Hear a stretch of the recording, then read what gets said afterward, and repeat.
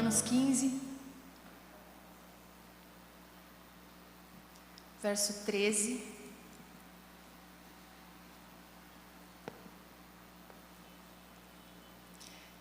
Diz assim: que o Deus da esperança os encha de toda alegria e paz por sua confiança nele, para que vocês transbordem de esperança pelo poder do Espírito Santo.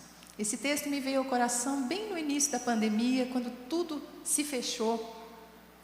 E nossa igreja, por exemplo, não tinha um sistema de transmissão ao vivo pronto. Nós fomos pegos de surpresa e no comecinho a gente começou a transmitir, os cultos eram transmitidos da casa do pastor, só um violão e ali o celular, e depois a gente foi investindo, né? Hoje está melhor, graças a Deus, mas fomos pegos de surpresa, e muitas igrejas também.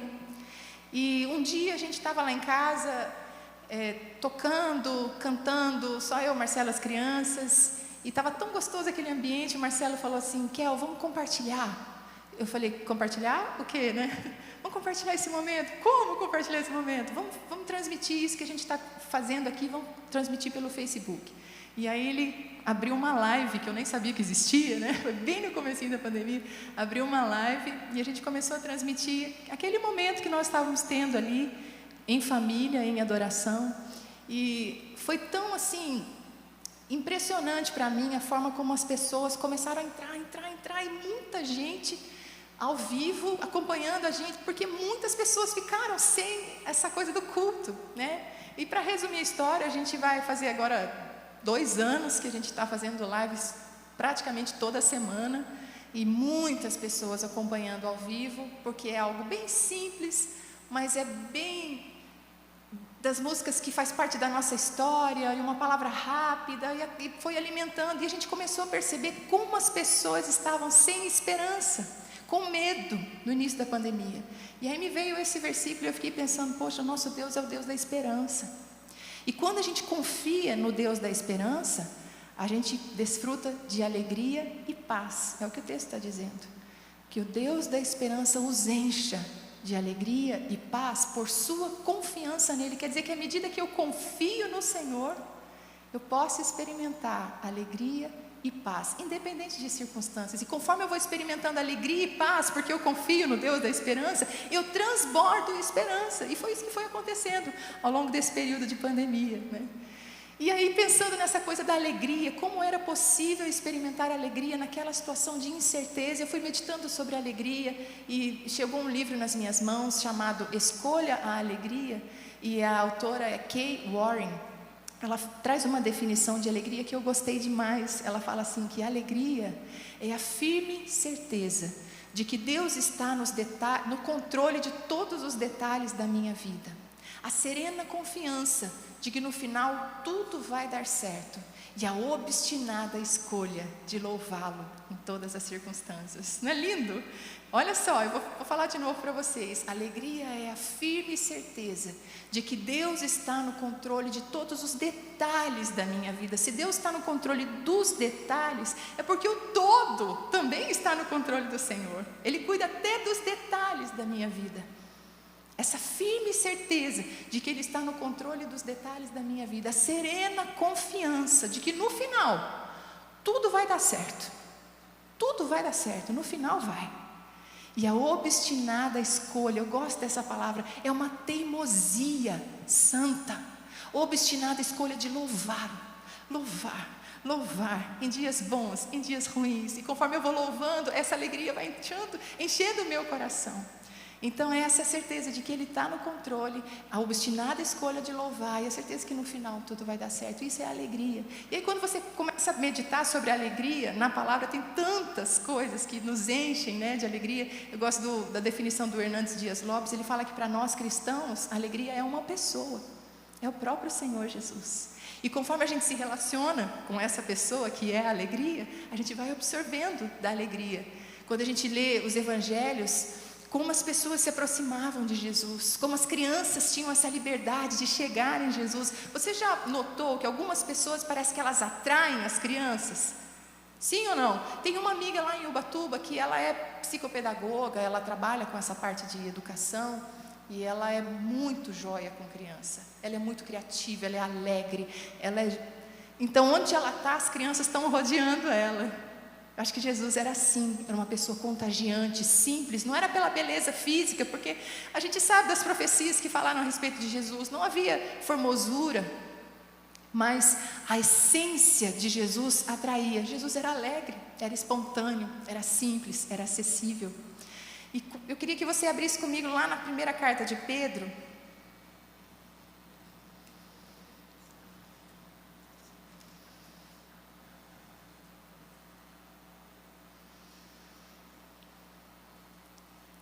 E depois você vai voltar só um pouquinho para Tiago.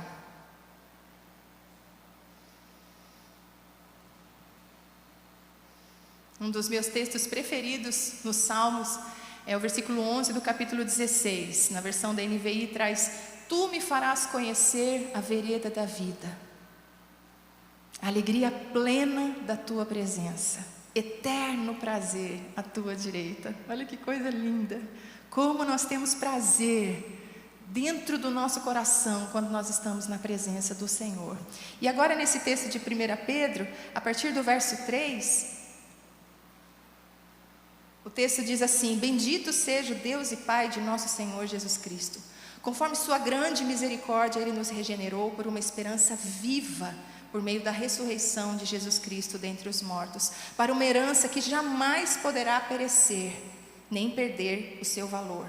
Herança guardada nos céus para vocês, que mediante a fé são protegidos pelo poder de Deus até chegar à salvação prestes a ser revelada no último tempo. A nossa esperança está firmada nisso, né? Nós sabemos que no final tudo vai dar certo, porque Ele voltará, porque Ele nos levará, porque Ele foi preparar uma morada para nós. Nosso futuro é no Senhor. Inclusive a forma como a gente crê a respeito do futuro determina a maneira como nós vivemos o nosso presente. Então, estamos firmados nessa esperança, amém, amados? Olha, o texto segue dizendo: Nisso vocês exultam, ainda que agora, por um pouco de tempo, devam ser entristecidos por todo tipo de provação. Assim acontece, para que fique comprovado que a fé que vocês têm, muito mais valiosa do que o ouro que perece, mesmo que refinado pelo fogo, é genuína e resultará em louvor, glória e honra quando Jesus Cristo for revelado. Mesmo não o tendo visto, vocês o amam. E apesar de não o verem agora, creem nele e exultam com alegria indizível e gloriosa, pois vocês estão alcançando o alvo da sua fé, a salvação das suas almas. Mesmo não o tendo visto, e mesmo não o vendo agora, vocês creem nele e exultam com alegria indizível e gloriosa, mesmo que seja necessário, por um pouco período de tempo, passar por todo tipo de provação. Volta um pouquinho as suas páginas aí na Bíblia e veja o que está escrito no capítulo 1 de Tiago, versículo de 2 a 4, diz assim: Meus irmãos, considerem motivo de grande alegria o fato de passarem por diversas provações, pois vocês sabem que a prova da sua fé produz perseverança, e a perseverança deve ter ação completa, a fim de que vocês sejam maduros e íntegros, sem lhes faltar coisa alguma. Então, Tiago está nos convidando a nos alegrar nas tribulações, porque as tribulações vão gerar em nós perseverança, e a perseverança, maturidade. Ontem a gente Dona Terezinha estava levando a gente lá para o hotel, e eu vi uma frase no celular da Sara, que era mais ou menos assim: a gente quer o resultado, mas a gente não quer o processo, né? A gente quer ser maduro, a gente quer estar nesse nível aqui, não ter falta de nada, íntegro, inteiro, maduro. Só que isso só vai acontecer por meio do processo, e esse processo inclui provação da nossa fé. Não tem como um cristão amadurecer em Deus e em Cristo sem atravessar crises e dificuldades, porque, como diz um outro texto, à medida que a gente atravessa crises e dificuldades, a gente experimenta o caráter de Deus, a sua bondade, a sua fidelidade, a sua justiça, o seu amor, a sua perdão. A gente vai experimentando Deus e a gente vai amadurecendo nele. Então, uma fé não testada é uma fé pouco confiável, Por que Deus permite você passar por situações tão difíceis como você tem vivido? Alguns aqui eu sei que têm vivido situações muito difíceis. Porque a sua fé precisa ser confiável. E para ela ser confiável, ela precisa ser testada. Olha só, não importa o que você diz crer, não importa o que você fala a respeito da sua fé, é na hora da provação e da dificuldade que a sua fé vai ser exposta. É na hora do deserto que a gente vai ver se crê ou se não crê. E a primeira pessoa a descobrir somos nós mesmos. Às vezes a gente acha que a gente crê muito, que a gente entende muito, que a gente conhece muito a Deus, mas na hora que vem a prova, é que a gente vai ver se realmente a gente crê muito, a gente conhece muito. E Deus permite, para nos trazer para mais perto dEle, para se revelar a nós, mas é preciso ter perseverança. Não é fácil quando a gente recebe um terrível diagnóstico, ou um ente querido morre, ou as finanças desmoronam, os filhos optam por uma vida caótica, diferente daquilo que a gente sonhou para eles, ou alguém vai para a prisão, ou uma enfermidade mental destrói um relacionamento, ou seja, o que for que pode estar acontecendo na sua vida. A fé que a gente afirma ter será revelada nesses momentos. E aí, primeira pessoa a ter esse entendimento da nossa fé somos nós mesmos, mas depois ela também vai ser exposta a outros.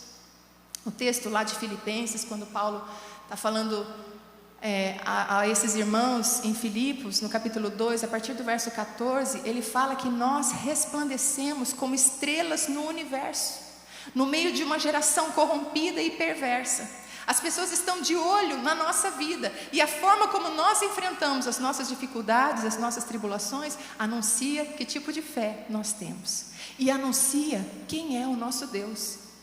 Porque se não houver diferença alguma entre nós e as pessoas que não têm a Deus, para que vale a nossa fé?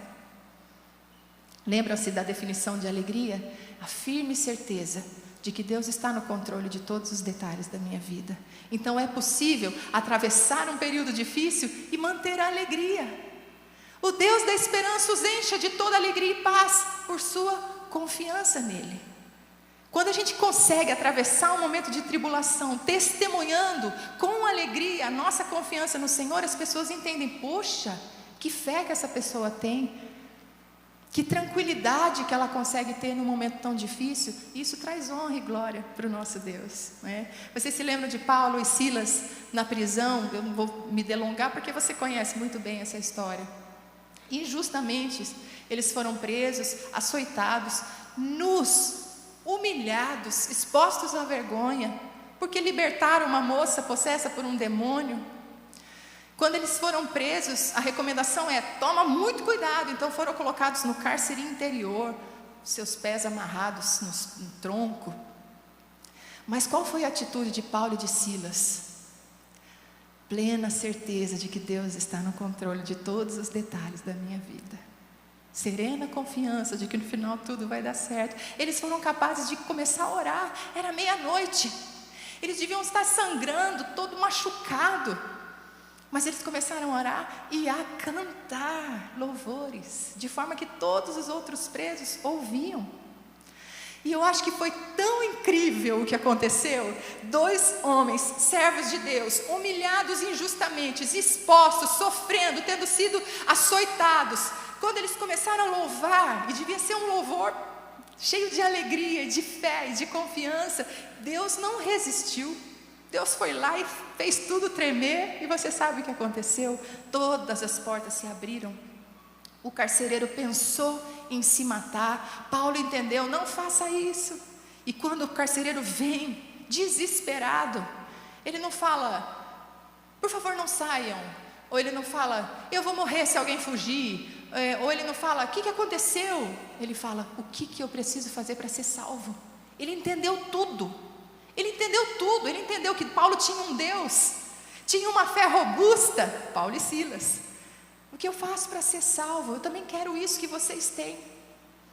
E aí você sabe o final da história. Toda a casa daquele homem é alcançada pelo Senhor Jesus. Então, no momento da provação, a fé foi exposta e eles resplandeceram como estrelas no universo. Não é uma bênção?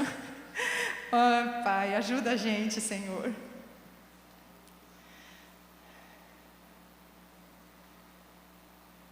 O que pode gerar essa alegria dentro de nós?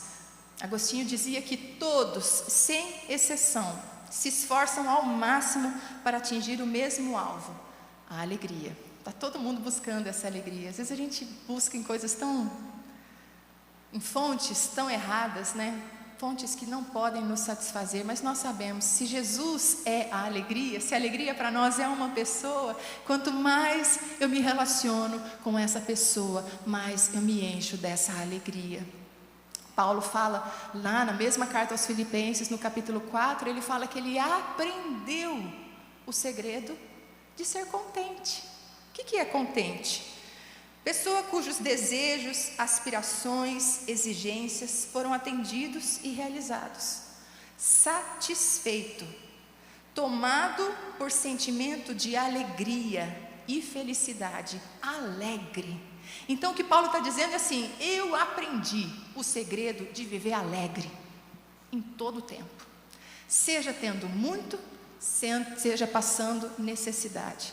Seja sendo honrado, seja sendo humilhado, seja sofrendo, seja estando bem, eu aprendi o segredo de viver contente em toda situação, de viver alegre.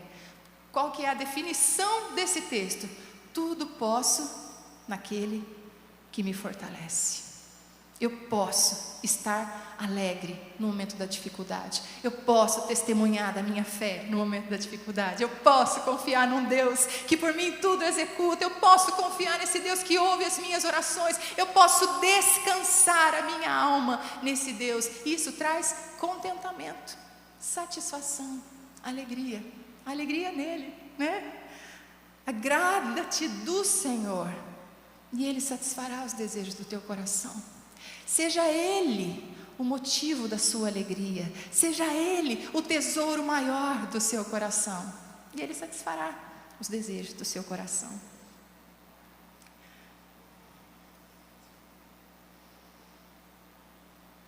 O contentamento é um aprendizado.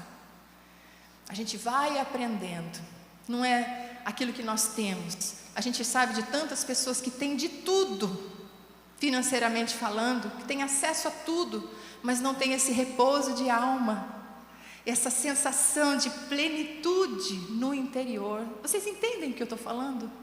Essa sensação de paz, de completude, de tranquilidade. Está tudo resolvido? Não está tudo resolvido. Faltam algumas coisas? Talvez.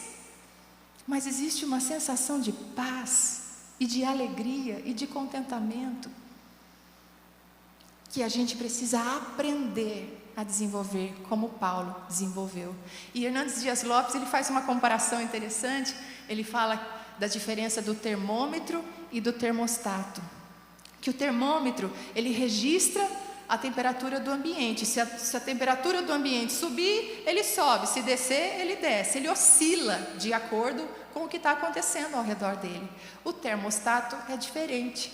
Eu venho aqui e eu programo o ar-condicionado para ficar em 20 graus. E ele vai mudar a temperatura do ambiente. E é assim que a gente precisa ser.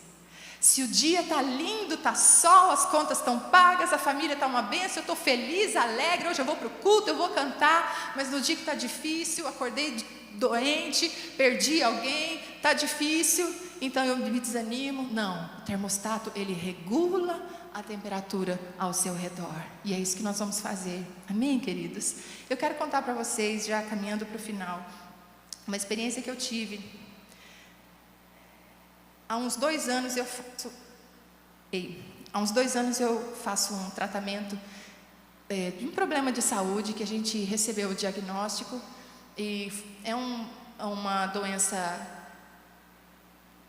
de ordem reumática que não tem cura, que tem a sua parte degenerativa e tudo mais. E quando a gente ouviu o diagnóstico, a gente não quis acreditar, fomos para outro médico, um especialista, e ele confirmou o diagnóstico, e a gente começou o tratamento, e eu estou muito bem, para que vocês fiquem muito tranquilos, está tudo bem. Mas, depois de 1 ano que a gente já estava fazendo o tratamento, 1 ano e pouco, eu fui fazer as unhas num espaço lá de uma amiga, E eu sempre encontrava uma pessoa lá, uma mulher, e eu já sabia que aquela mulher tinha um marido doente. E nesse dia, a gente estava perto, a gente começou a conversar, e ela foi contando a situação que o marido estava. E era uma situação muito debilitada. Ele precisou se aposentar aos 48 anos, ele já não estava andando. Ele foi contando, eu fui ouvindo, né? E no final, eu resolvi perguntar para ela qual era o problema dele. E para minha surpresa, era exatamente a doença que eu fui diagnosticada. E aí eu olhei para ela, respirei fundo e falei: olha, vou estar orando por você, Deus abençoe e tal. Paguei minha conta e corri para o carro, peguei o celular, liguei para o Marcelo, falei: Má, aconteceu assim, assim, assado e tal. E ele falou: Kel, fica tranquila, Deus está cuidando de você, Deus está cuidando da gente, você recebeu o diagnóstico muito cedo, não teve comprometimento, fica tranquila. Ele tentando me consolar, eu desliguei e eu comecei a chorar. Fui andando com o carro, irmãos, eu não sei nem explicar o que aconteceu. Eu acho que pode ter sido medo, pode ter sido uma opressão, uma angústia, mas eu senti a maior tristeza que eu já senti em toda a minha vida. Eu não fiquei me imaginando lá na frente, doente, não passou nada disso na cabeça, mas veio uma tristeza tão profunda, que eu comecei a chorar e eu não conseguia falar mais palavra nenhuma diante de Deus. Mas era um choro que vinha tão do fundo da minha alma, que a sensação que eu tinha é que cada lágrima e cada gemido que saía de dentro de mim, Deus estava entendendo tudinho. Era como se estivesse lavando o meu coração naquele momento. Cheguei em casa, desliguei o carro, enxuguei as lágrimas, e eu lembro de no final, depois de ter chorado com essa dor profunda, eu dizia: Pai, eu pertenço ao Senhor. Como isso muda, né?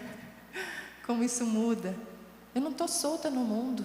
O Senhor me formou, o Senhor me criou, o Senhor me chamou, o Senhor me conhece, eu pertenço a Ti.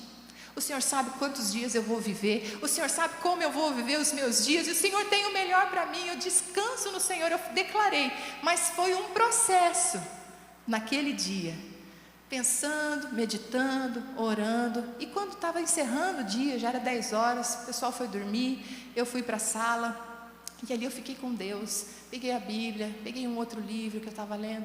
Irmãos, para resumir toda a história, eu terminei, era quase meia-noite, de joelhos no sofá, no tapete da sala, e experimentei uma alegria tão profunda.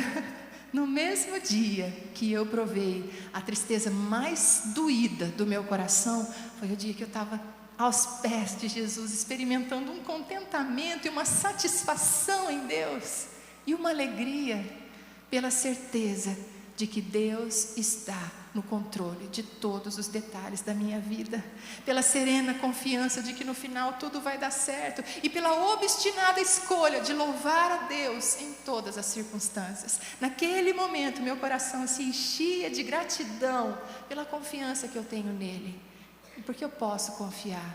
Como é possível no mesmo dia experimentar a tristeza mais profunda e uma alegria intensa?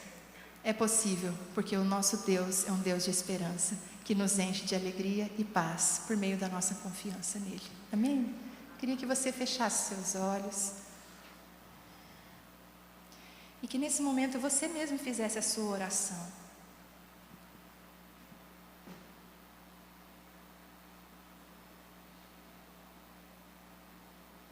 Que você declarasse a sua confiança nele.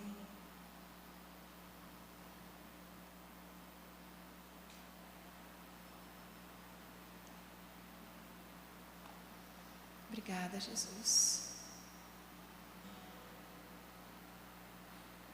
Porque nada foge ao teu controle.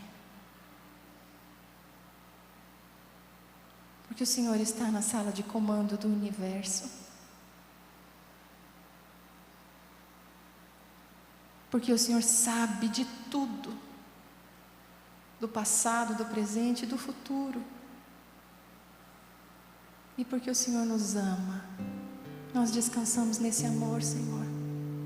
Amor de um Pai que conhece cada um dos seus filhos, sabe das suas necessidades. Um Pai que ama, que cuida, que protege, que livra. E que mesmo que seja necessário passarmos por aflições, o Senhor está junto com a gente. atravessando rios, desertos. Obrigada pelas tuas promessas, ó Deus, que mesmo passando pelo fogo, Ele não nos queimará. Atravessando rios, eles não nos submergirão. O Senhor está sempre conosco. Descansamos nisso e nos regozijamos em Ti, Senhor. Nossa alma se alegra em Ti, na confiança que temos em Ti, na esperança que temos em Ti. Louvado seja o Teu nome, hoje e sempre, Senhor. Eu queria encerrar cantando uma canção que fala sobre essa alegria que nós temos no Senhor. Essa música não foi gravada ainda, mas ela é baseada naquele texto de Pedro.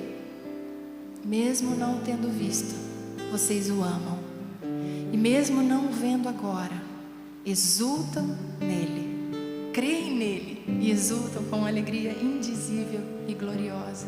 Nós podemos provar dessa alegria, mesmo não tendo visto o Senhor, nós o amamos. Mesmo não o vendo agora, nós cremos nele e exultamos com alegria. Em nome de Jesus. Não posso te ver, mas eu te amo. Não posso te ver, mas creio em Ti. E me alegro com grande alegria, a alegria da Tua presença. Como é feliz quem anda na luz e pode sentir a alegria da Tua presença, a alegria da salvação, a alegria da intimidade, da comunhão. Sei que ainda não posso te ver, mas eu sei, posso sentir Tua doce, amável presença está aqui, está em mim.